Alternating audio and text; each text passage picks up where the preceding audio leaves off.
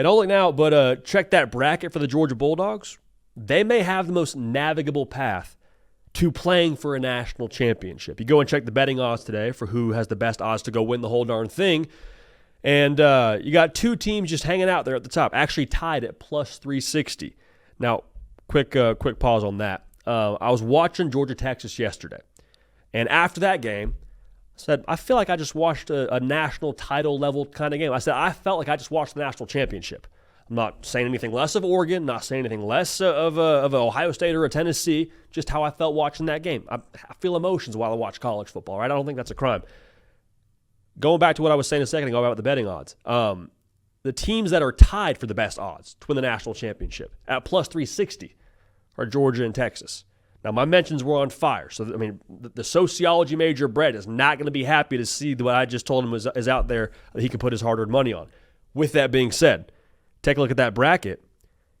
Georgia, to make the national championship, will not have to play Texas. In fact, they won't have to play Oregon.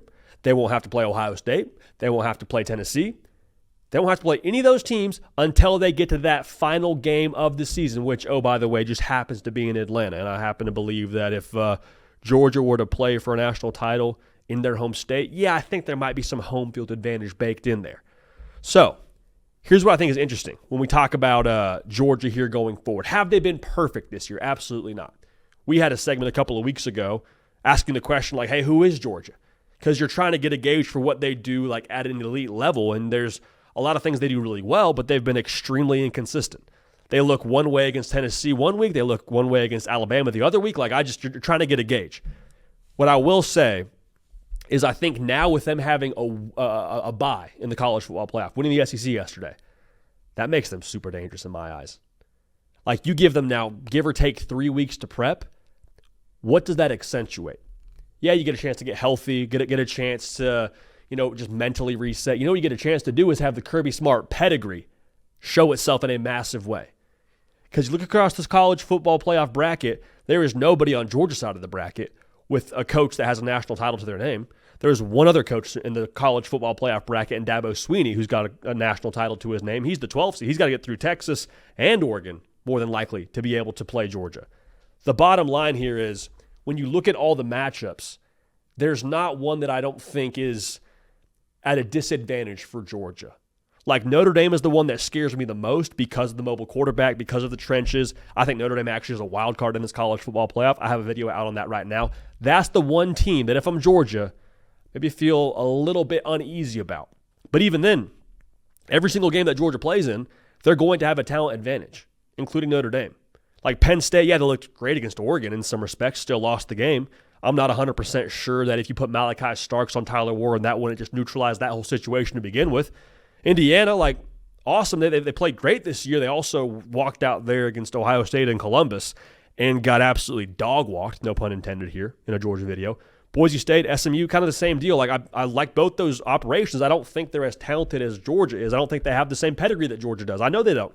You put Kirby Smart in a one-game season, I'll take the Dogs going forward here. Feel pretty good about it. I'll feel pretty good about that when it comes to Georgia in a one-game season. The reality is now Georgia has 3 one-game seasons against teams, again, that do not have the same level of talent that they do in Athens. And so the question then becomes, well, what's going on at quarterback? Now, as we sit here at 3:26 p.m. Central Time, I haven't heard anything that's telling about Carson Beck moving forward here. So the folks at Georgia understood the assignment, not letting anything come out before the college football playoff rankings. So kudos to them. But let's just go ahead and say you're getting B- quarterback play the rest of the college football playoff, whether it be Beck or Gunnar Stockton. Is that not what they've had all year long? Now, there's been high points for sure. The Alabama game in the second half from Carson Beck, the second half against Georgia Tech, absolutely. The Tennessee game, 100%. But it's been a pretty volatile position for Georgia here going forward. So what I would say is Georgia has won in spite of not having elite quarterback play. So moving forward now, here's what I would say. You hope and pray that Carson Beck is healthy. 110%. No way around that. But I watched that Texas game. I'm not so sure the offense wasn't more complimentary as an overall operation. I'm not sure the football team wasn't playing more complimentary. I'm not sure there wasn't more identity with Gunnar Stockton and his mobility out there. So I think in the most drastic sense, you say, okay, let's see what this offense looks like if we do give Gunnar Stockton the keys here. Or if out of necessity, God forbid, you have to give Gunnar Stockton the keys out of necessity. That's one way to think about it. I think at the least, you make sure that you go into your college football playoff game, whether it's against Indiana or Notre Dame, that first game, and you have the Gunnar Stockton experience all the way dialed in. I mean, like it's been wrinkle season for a while now. I want to make sure that we get to a point where we got to have a short yardage pickup. We can throw that curveball and throw 14 in the game and feel good about our chances and know that we've repped that to where we need to rep it to. Because you saw in the game yesterday when he went against Texas, there was juice, there was real buy-in from his teammates. There was also, I would say, somewhat limited playbook for him. And that's to be expected anytime you go to a backup in a spot like that. But I'm just saying, like, do not get it twisted. Regardless of who Georgia has at quarterback, they have a good enough roster, they have a good enough defense to be more than a force in this college football playoff. And the path itself, all the things we just walked through right now, very, very navigable for the Dogs. The season has now reset. Georgia got to this point in the year, and they have beat Texas twice, which I think, obviously, Oregon going undefeated is massive, but like beating a Texas team twice, which I think is one of the most talented rosters in college football, that's, I think, as impressive as anything anyone else has done in this entire college football playoff field. Georgia now has this chance to, like I just said, get healthy, get dialed in from a game plan perspective. This is the villain arc. This is them now. This is what Georgia does. I've said it many times. I've compared Kirby to many supervillains. This is the chance now for Kirby Smart and his pedigree and these Georgia toughness traits, DNA traits, resiliency, whatever you want to call it. This is where the DNA of Georgia really can flex and show itself, especially with the talent advantage. Bottom line, if I'm a Dog fan, I feel great about the SEC title. I might feel even better about our path here moving forward with who we could get matched up against. Can't wait to watch it. Again, that Georgia-Notre Dame game is the one that I'm circling, highlighting, underlining, starring. If we do, in fact, get it, I'd be fired up for it.